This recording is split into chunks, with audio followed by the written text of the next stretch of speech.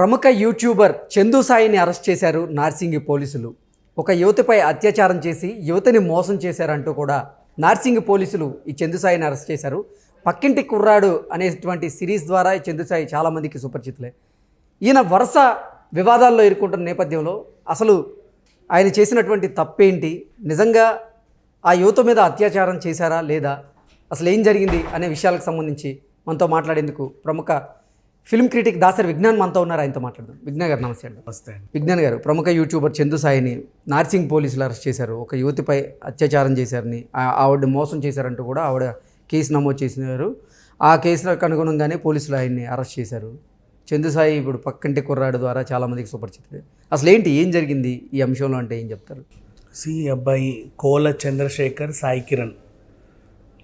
So ఈయన Vemuri village Kadiyam, మన east Godavari చెందిన అబ్బాయి.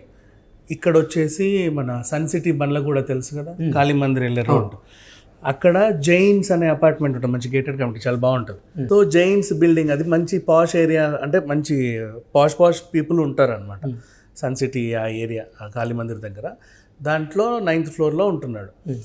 ఏమైంది అంటే, ఒక అమ్మాయిని ఎప్పటి నుంచో ప్రేమిస్తున్నాను అని చెప్పేసరికి వీళ్ళిద్దరు ప్రేమించుకుంటున్నారు ఎప్పటి నుంచో, చాలా కాలంగా. ఇది 2021 ఏప్రిల్ 25కి అబ్బాయి బర్త్డే ఉంటే పుట్టినరోజు వేడుకలకు కూడా పిలిస్తే ఆ పిల్ల వచ్చింది. సో ఆ రోజు పార్టీ చేసుకొని అక్కడే ఉన్నారంట వీళ్ళంతా కూడా. తను ఏం చెప్పిందంటే, తను నన్ను లైంగికంగా వాడుకున్నాడు ఆ రోజు. అప్పటి నుంచి ఇప్పటి వరకు తరచుగా అదేంటిది 10 మేము కలిసాము.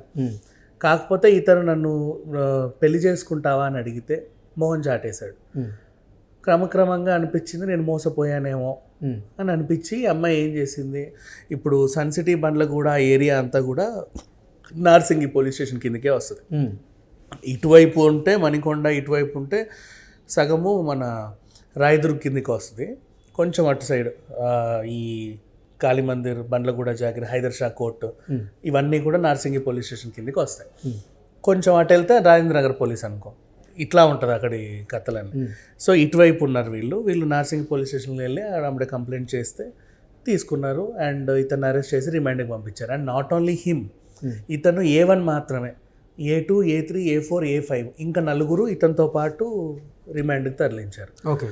అయితే ఇప్పుడు తెలియాల్సిన విషయం ఏంటంటే, ఇప్పుడు ఈ అమ్మాయి చేసిన కంప్లైంట్ అత్యాచారంగా నమోదు చేశారు కేసు. ఈయన ఓసీ కాపు. ఓకే. ఆ అమ్మాయి ఏమో తను దళిత యువతి. So SC ST atrocity case కూడా పెట్టేశారు. ఓకే. సో ఇటు 420 చీటింగ్ కేసు, ప్రేమ పేరుతో మోసం చేశాడని, అంటే నేను కొన్ని గిఫ్ట్లు ఇచ్చాను, ఆమె కొన్ని 376 అన్నీ పెట్టుకుంటూ వచ్చి లాస్ట్కి SC ST అట్రాసిటీ కేసు కూడా పెట్టేశారు. సో ఈ రకంగా చూసుకునేసరికి ఈ అబ్బాయికి సిట్యువేషన్ అయితే కొంచెం క్రిటికల్గానే ఉందని చెప్పుకోవచ్చు. మరి ఆ అమ్మాయిని వీళ్ళు ఏమన్నా అంటే, ఇట్లాంటి కేసులు మోస్ట్లీ ఏంటంటే, ఒకవేళ పెళ్లి చేసుకుందాం అనుకుంటే కాంప్రమైజ్ అయిపోతాయి. మోస్ట్లీ అసలు కాంప్రమైజ్ అవ్వని కేసే అరెస్ట్కి వెళ్తుంది. అవును. అసలు అక్కడ కూడా లాస్ట్ FIR నమోదు చేసే ముందు కూడా పోలీసులు కౌన్సిలింగ్ ఇస్తారు. ఏంటి బాబు, ఏంటి సర్దుమణి చేసుకోండి, ఈ ప్రేమ వ్యవహారమే కదా, కొంచెం ఆలోచించండి, పెద్దలను ఒప్పించుకోండి, పెళ్లి చేసుకోండి, నీకు ఇష్టమైన అనుకుంటారు. కానీ ఈ అమ్మాయికి ఏంటంటే మనసు విరిగిపోయింది. అంటే ఇప్పుడు దీంట్లో కాంప్రమైజ్ అంటే అతనితో కలిసి బతకాలి, కలిసి బతకడం కూడా ఇష్టం లేదు ఈ అమ్మాయికి. రీజన్ అంటే, ఎన్ని మాటలు అనుకొని ఉంటారు, ఎన్ని అవమానాలు పడి ఉంటారు, చాలా ఉంటాయి కదా, 1, 2. అంటే ఒక స్టేజ్లో ప్రేమ ఉంటుంది, బ్రేకప్ అయిన తర్వాత, బ్రేకప్ అయ్యే సిచ్యువేషన్స్లో వీళ్ళు ఒకరినొకరు అనుకునే మాటలు మామూలుగా ఉండవు. పైగా ఈయన ఒక ఆర్టిస్ట్, యూట్యూబ్లో వీడియోలు చేస్తా ఏదో ఫేమస్ అయ్యాడు. సో ఇట్లాంటి అతను అంటే చాలా పరిచయాలు ఉంటాయి మోస్ట్లీ. ఇప్పుడు మనం కూడా చూసాం చాలా వీడియోస్లో, చాలా మందితో పరిచయాలు ఉంటాయి. ఆ పిల్లకి వేరే వాళ్ళతో అనుమానం కూడా ఉండొచ్చు. లేకపోతే ఇతనికి కూడా ఈ అమ్మాయితో పాటు ఇంకా 10 మందికి కూడా ఇలాగే మోసం చేసి ఉండొచ్చు. సో ఇప్పుడు ఇక్కడ అసలు విషయానికి వస్తే A1, A2, A3, A4, A5 అంటే ఈమె మీద జరిగింది కేవలం అతని చేత మాత్రమే అత్యాచారమా, లేకపోతే సామూహిక అత్యాచారమా కూడా తెలియాలి. అంటే ఇప్పుడు 5గురిని పంపించారు లోపలికి. బేసికలీ ఇట్లాంటి కేసులో ఒకరినే ఇస్తారు. 5గురిని పంపారు అంటే దాని అర్థం ఏంటో తెలియదు. మళ్ళీ ఇది ఒకవేళ సామూహిక అత్యాచారం అని చెప్పి బయటికి చెబితే ఇంకేమన్నా కేసు పెద్దగా అయ్యే ఛాన్స్ ఉండి మహిళా కమిషన్లు గొడవ చేసే ఛాన్స్లు ఉంటాయి కాబట్టి అలా చెప్పారో తెలియదు. ప్రజెంట్ అయితే చిన్న వార్త బయటకు వచ్చింది. అండ్ మోస్ట్లీ ఇంక అసలు విషయంలోకి వెళ్తే అబ్బాయిలు అమ్మాయిలు కలిసి తిరుగుతున్నారు హైదరాబాద్లో. ఇంతకుముందు బాయ్స్ హాస్టల్స్ ఉండేవి, గర్ల్స్ హాస్టల్స్ ఉండేవి. ఈ బాయ్స్ హాస్టల్స్ ముందు ఆడోళ్ళు రావడం, గర్ల్స్ హాస్టల్ ముందు బాయ్స్ రావడం తరచుగా జరిగేసరికి మాదాపూర్ లాంటి కొన్ని, గచ్చిబౌలి ఇటువైపు అంటే కొంచెం హైఫై ప్రదేశాల్లో కోలివింగ్ హాస్టళ్ళు పెట్టేశారు. కోలివింగ్ హాస్టల్స్ ఏంటంటే ఎప్పుడు ఎవరితో కలిసి ఉంటున్నారో, ఎన్నాళ్ళు కలిసి ఉంటున్నారో వాళ్ళకి ఒక అండర్స్టాండింగ్ ఉండి వెళ్ళిపోతున్నారు. కాకపోతే అట్లాంటి కల్చర్ ఉన్న ఈ టైంలో కూడా ప్రేమిస్తున్నారు అంటే అది ఇంకా చాలా గొప్ప విషయం అని చెప్పుకోవచ్చు. అంటే తను కూడా ప్రేమిస్తున్నానని చెప్పేసి 2021 ఏప్రిల్ 25లో లైంగికంగానే వాడుకోవడానికి అంటే అతని దగ్గరికి ఇష్టపడి వెళ్ళింది అంటే అంతకు ముందు నుంచే వీళ్ళ ప్రేమ వ్యవహారం ఉందని అర్థం. ఇప్పటికే 4 ఏళ్ళు, అంతకు ముందు కూడా అంటే ఒక 5 ఏళ్ల నుంచో 4-5 ఏళ్ల నుంచో వీళ్ళ మధ్యలో ఒక వ్యవహారం నడుస్తుంది. క్రమక్రమంగా ఈ అబ్బాయికి ఆమె మీద మీ ఇష్టం తగ్గడము, చిన్న గొడవలు పెరగడము లాంటివన్నీ స్టార్ట్ అవుతున్నాయి.